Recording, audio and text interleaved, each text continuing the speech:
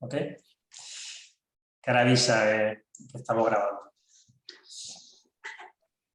Muy buenos días, Antonio. ¿Qué tal? Un abrazo para ti y para todos los amigos de Candil Radio y Días de Radio.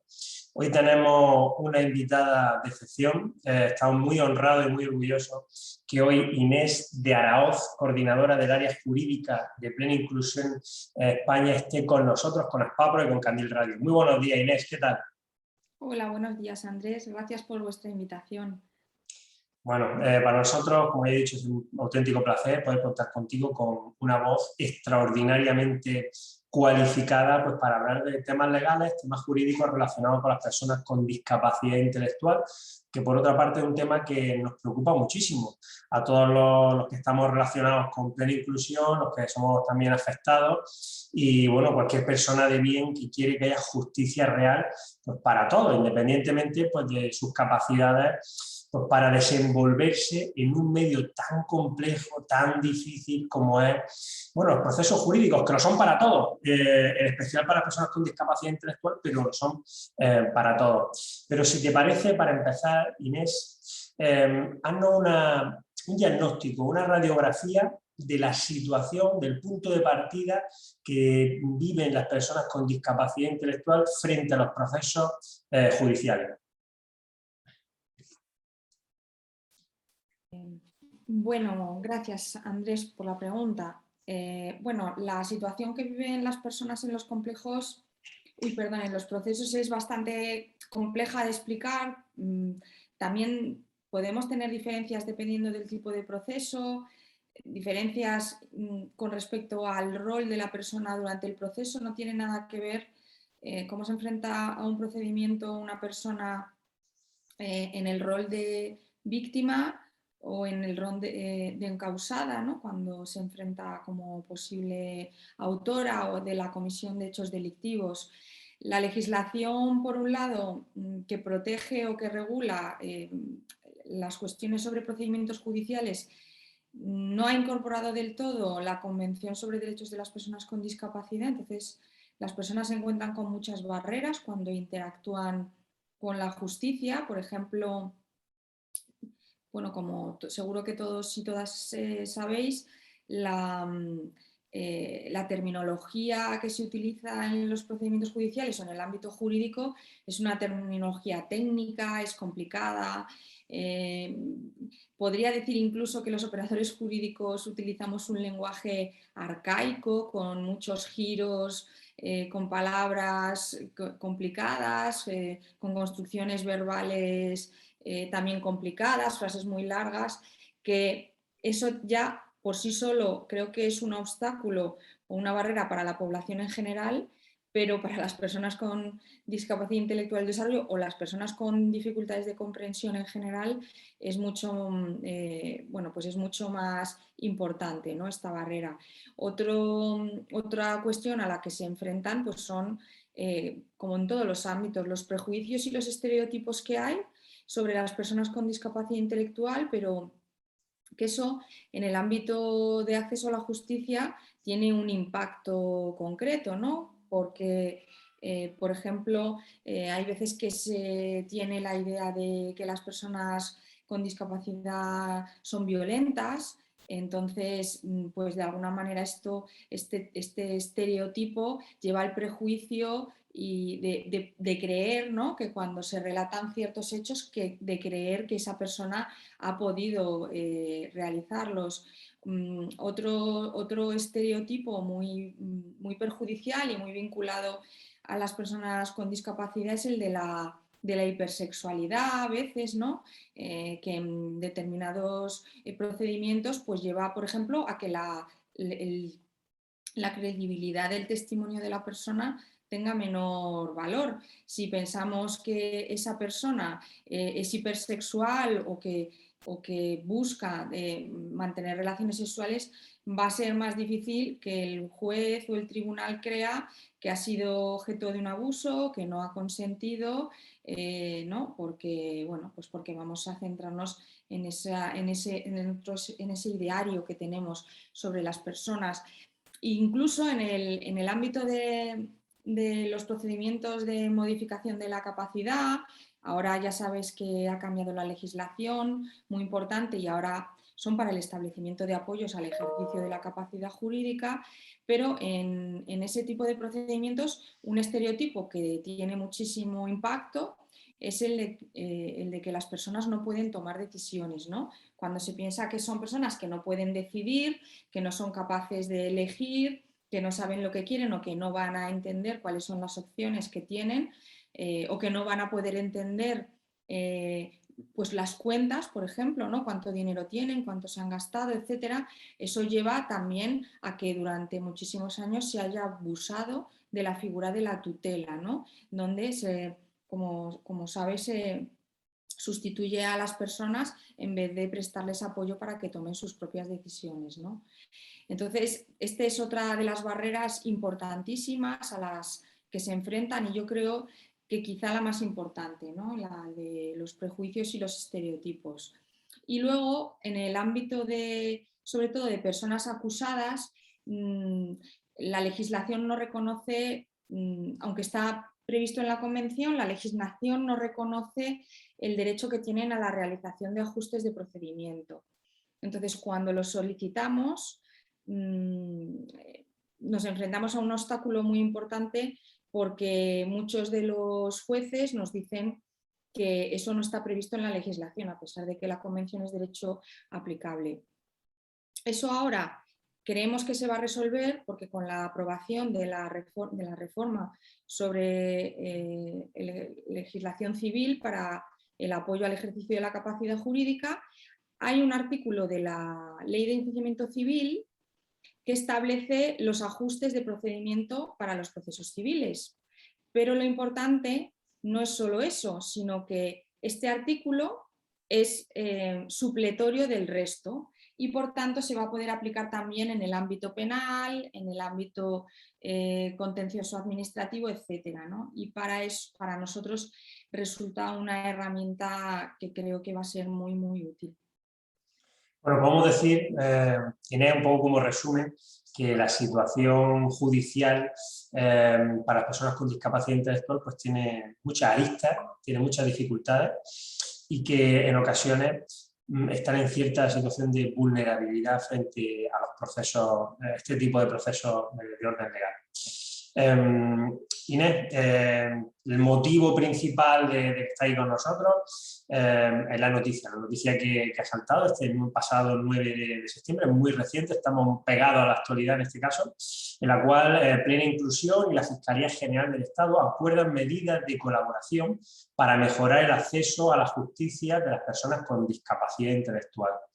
Dolores Delgado, fiscal general del Estado, y Santiago López, presidente de Plena Inclusión España, ratificaron este acuerdo recientemente, que es un acuerdo para 4 años. Vale, para todos los amigos de Spapro y de Almería que nos están oyendo, ¿de quién parte esta iniciativa? ¿Es algo de la Fiscalía, del Gobierno, o algo de Plena Inclusión que ha ido a tocar la puerta?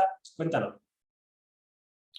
Bueno, desde hace bastante tiempo, Plena Inclusión tiene una relación fluida y yo creo que de muy buena calidad con la Fiscalía General del Estado. Por ello, pues, por ejemplo, hay fiscales como del Tribunal Supremo, como José María Paz o Carlos Ganzen-Müller, con los que llevamos mucho tiempo trabajando, o incluso también Abelina Lía, que ahora es fiscal adscrita a la unidad de coordinación, pero antes era fiscal de área de Getafe y Leganés, o Fernando Santos Urbaneja, que también pues, es una persona que posiblemente sea muy conocida en el ámbito de Andalucía, sobre todo es fiscal en Córdoba y es un trabajador incansable en todas estas cuestiones, ¿no? Entonces, el trabajo que han realizado todas estas personas coincide con la buena noticia de la provisión de la plaza de fiscal de sala coordinador en materia de discapacidad y personas mayores. Esto ocurrió en el año 2019 y a partir del año 2020 ya fue nombrada como fiscal coordinadora María José Segarra, y como fiscal adscrita a esta unidad coordinadora Abelina Lía. Tanto María José como Avelina son personas pues muy proactivas, que ya tenían relación previa con Plena Inclusión, y lo que se plantea es que todo eso que se ha estado haciendo de manera informal, pues a ellas les gustaría plasmarlo en un convenio, porque además hay otras cuestiones que quieren abordar con Plena Inclusión y lo quieren hacer en el marco ya de un convenio de colaboración formal que nos va a permitir no solamente el trabajar a nivel de Fiscalía General del Estado con Plena Inclusión Confederación, sino que este es un convenio cuyo ámbito de actuación afecta a todos los fiscales y fiscales de España, ¿no? A cualquier nivel de cualquier tipo de fiscalía. Es verdad que además la Fiscalía General del Estado, la Fiscalía en general, es un órgano piramidal o jerárquico y por tanto es una gran herramienta, porque lo que se trabaje en el ámbito de esta unidad coordinadora va a llegar a todos los fiscales y fiscalas de España, ¿no? Y de hecho eso ya se está haciendo. El convenio ya lo han reenviado a todas las unidades de la Fiscalía para que todos tengan conocimiento de ello, ¿no? Entonces, yo creo que es un deseo común, pero pues la intención quizá de formalizarlo más parte de la Fiscalía, pero nosotros estábamos encantados, ¿no?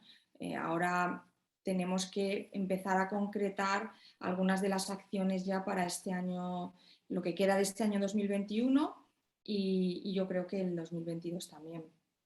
Bueno, para que todos nuestros oyentes puedan comprender las dimensiones de este acuerdo y lo vean sobre todo materializado en procesos, dijésemos, tangibles o que ellos puedan observar con facilidad. Este acuerdo tiene tres pilares fundamentales y corrígeme por favor si digo algo que no es propio. Uno de ellos es la promoción de acciones que permitan que las personas con discapacidad intelectual de desarrollo puedan comprender actos de trámite, diligencias, resoluciones y escritos del Ministerio Fiscal que afectan a sus derechos a través de la utilización de versiones en lectura fácil. ¿Todo esto en qué se va a materializar, Inés? Bueno, nosotros desde hace años tenemos ya firmado un convenio con el Consejo General del Poder Judicial en relación a las cuestiones de la lectura fácil. Desde hace unos años ya hay proyectos en determinadas comunidades autónomas en las que sentencias, sobre todo en procesos en el ámbito de la modificación de la capacidad, son pasadas a lectura fácil. ¿Por qué? Bueno, pues porque la persona destinataria de la sentencia, y sobre todo de una sentencia que afecta a derechos fundamentales, debería de ser comprendida por el destinatario, ¿no? Entonces, nosotros estamos en el Foro de Justicia y Discapacidad, órgano dependiente del Consejo General del Poder Judicial, con jueces, ¿no? Pero también ahí está representada la Fiscalía y se le ha dado bastante publicidad a las sentencias en lectura fácil. Entonces, surge de esto que la Fiscalía también es consciente de que hay actos o de trámite, escritos, etcétera, que la Fiscalía utiliza y que no comprenden las personas con discapacidad cuando son destinatarias de los mismos, ¿no? Entonces, aunque, como te decía, a partir de ahora se va a determinar o a concretar cuáles son las acciones que vamos a ir abordando, lo que está claro es que la Fiscalía y Plena Inclusión tienen la idea de generar herramientas para que los trámites procesales resulten comprensibles, sobre todo en el ámbito que corresponde a la Fiscalía, ¿no?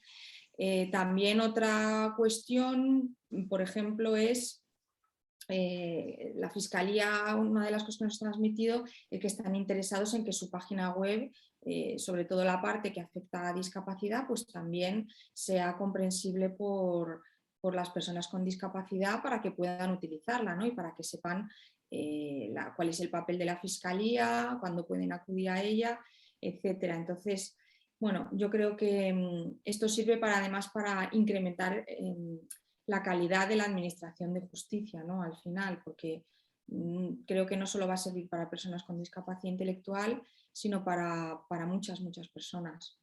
Inés, continuamente estamos oyendo a través de los medios de comunicación que la justicia en España no tiene los recursos suficientes, tanto humanos, quizás económicos, técnicos.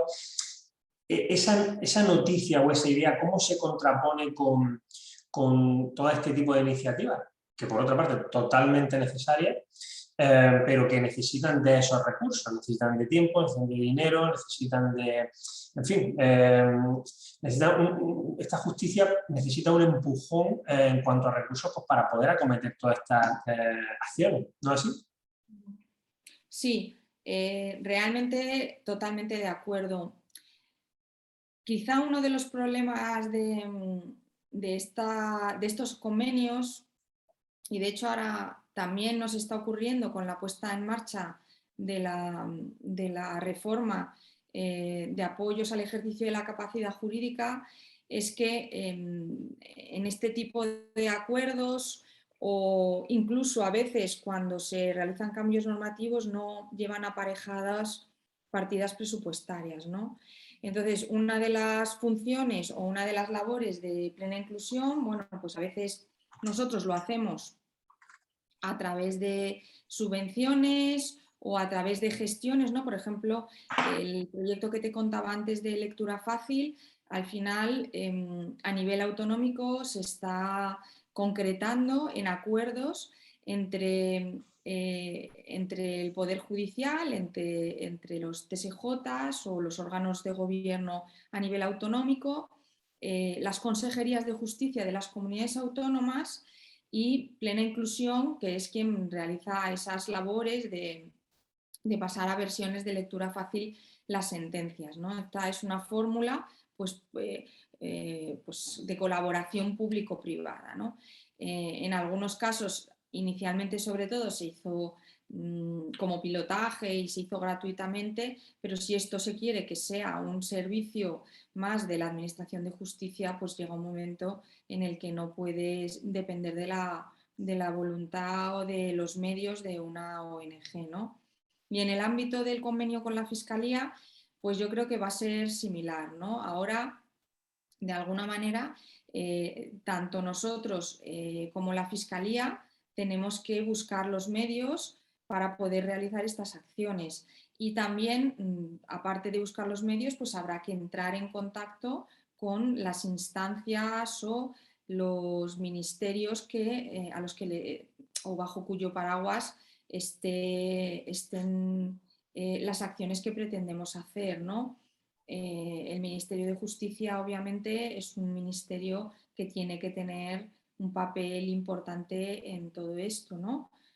Por tanto, como te digo, iremos poco a poco definiendo acciones que pensemos que van a ser, que va a ser posible hacer, priorizando aquellas que consideremos que son más urgentes o que van a tener un impacto más amplio en el acceso a la justicia en igualdad de condiciones y luego tendremos que planificar qué acciones tenemos que realizar para poder financiar ese tipo de actuaciones, ¿no? Es un proceso complicado. La firma del convenio realmente es el primer paso. Ajá. Bueno.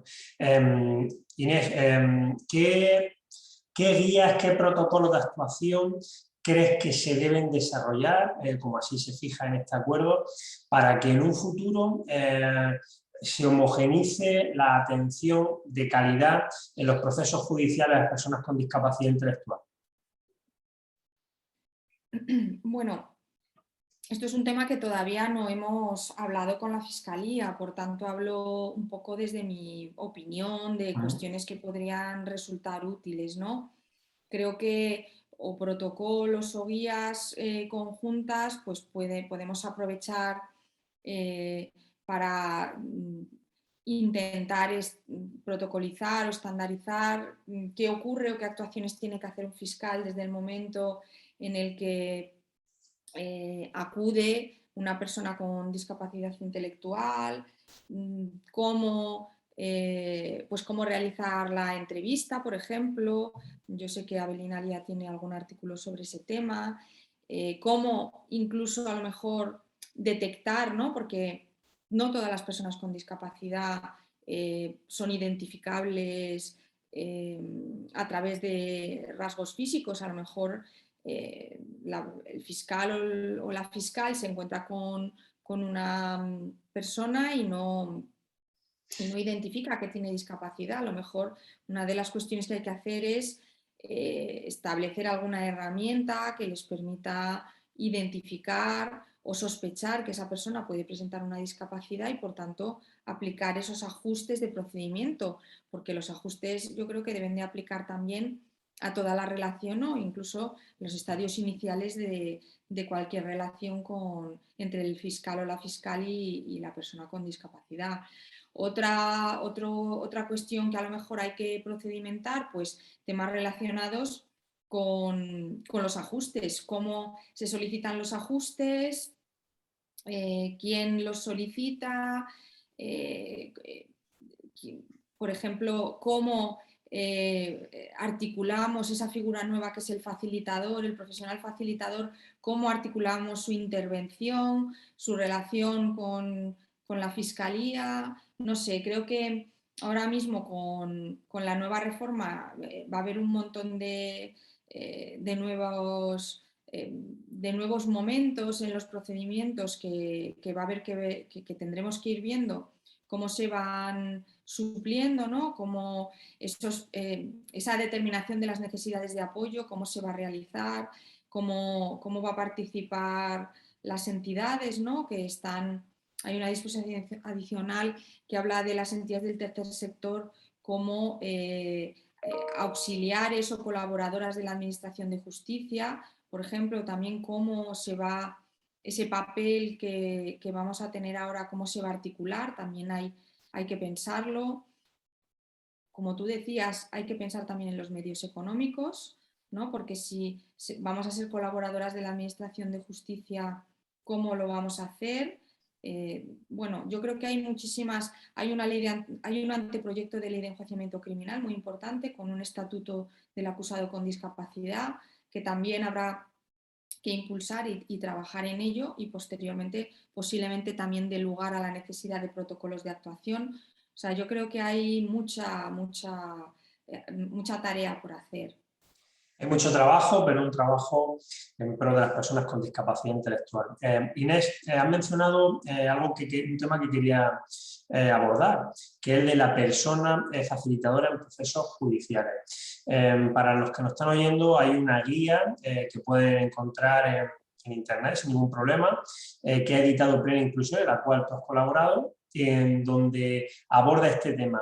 Pero vamos a acercarle un poco esa información a todos nuestros amigos. ¿Qué es eso de una persona facilitadora en procesos judiciales?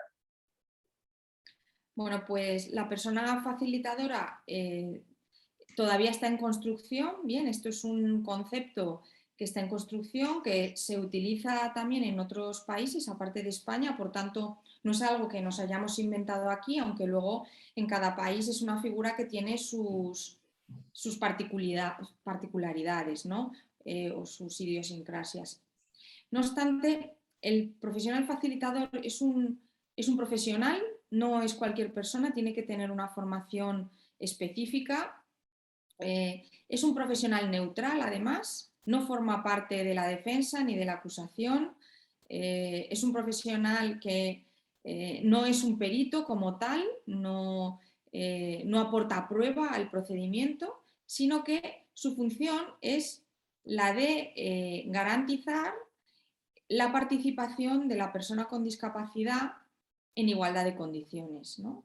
Y esto abarca diferentes cuestiones, ¿no?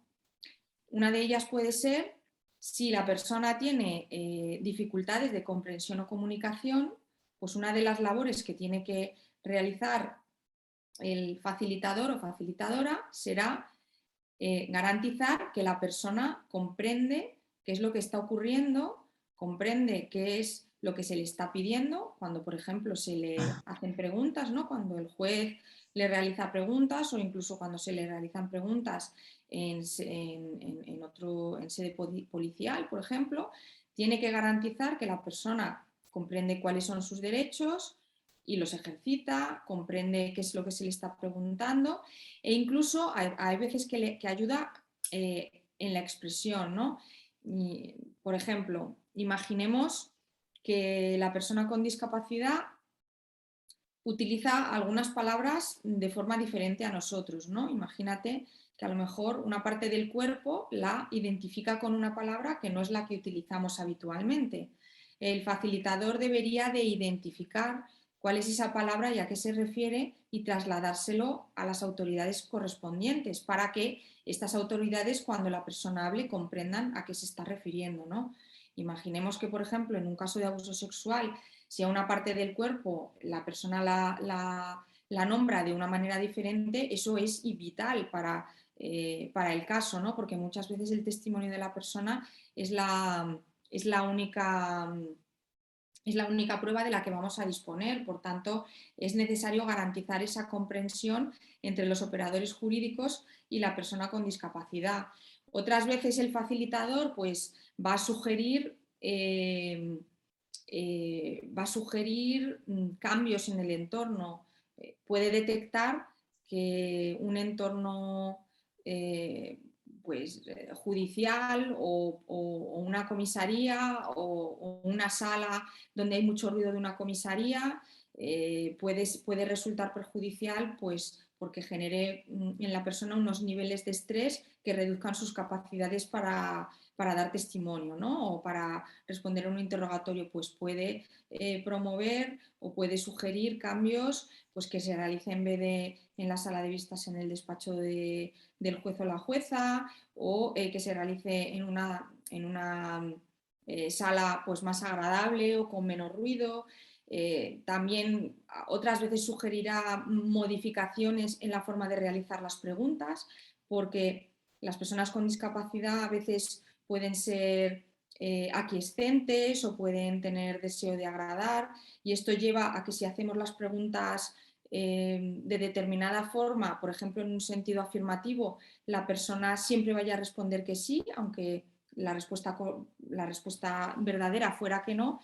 Entonces todo esto hay que tenerlo en cuenta, y los facilitadores o las facilitadoras son profesionales que deben de estar formados para poder detectar y realizar este trabajo. Y este trabajo es esencial para que las personas accedan a la justicia en igualdad de condiciones, porque si no entienden lo que está ocurriendo, si no entienden cuáles son sus derechos, no los van a poder ejercer. Si no comprenden las preguntas que se les realizan, no van a poder aportar información relevante. Incluso cuando se habla de acusados, es que no van a poder ejercer su derecho de defensa, ¿no?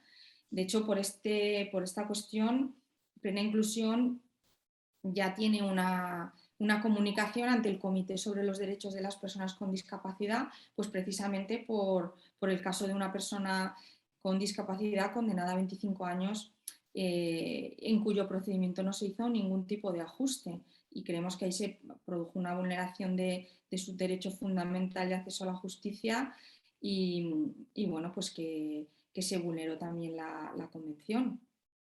Tiene un tema apasionante. Desde aquí recomendamos la lectura de esta guía editada por Plena Inclusión, la persona facilitadora en procesos judiciales, que así se llama, muy fácil de encontrar a través de nuestro buscador. Realmente yo creo que una declaración de intenciones por parte de Plena Inclusión y un deseo de todos pues, que esta figura esté presente en los procesos judiciales de las personas con discapacidad intelectual lo antes posible, pues para que nuestra justicia sea, valga la redundancia, un poco más justa. Hablaríamos toda la mañana y parte de la tarde, Inés, porque realmente es apasionante la labor que estáis haciendo, pero nuestro tiempo se acaba. Desde Aspapro y Candil Radio agradecerte pues, tu valiosísima aportación y emplazarte a que en un futuro pues venga a hablarnos sobre otros temas, sobre la actualidad y sobre todo que venga a informarnos de las cosas que estáis consiguiendo a través de la firma de este convenio, que esperemos que sean muchísimas a lo largo de estos 4 años y luego que vengan otros 4 y 4 veces 4 más. Muchas gracias, Andrés. La verdad que muchas gracias por la iniciativa. Creo que es muy importante que el convenio sea conocido, porque cualquier persona puede utilizarlo y cualquier persona del ámbito de plena inclusión puede invocarlo, ¿no? Por tanto, yo creo que es muy importante esta labor que hacéis de extender la buena noticia, ¿no? de la firma del convenio, y también de difundir la figura del facilitador u otras cuestiones que creo que lo importante es que lo conozca la gente para que lo reivindique, ¿no? O sea que muchas gracias a vosotros. Muchas gracias a ti. Un abrazo, Inés. Otro, hasta luego. Espérate que pare aquí la grabación.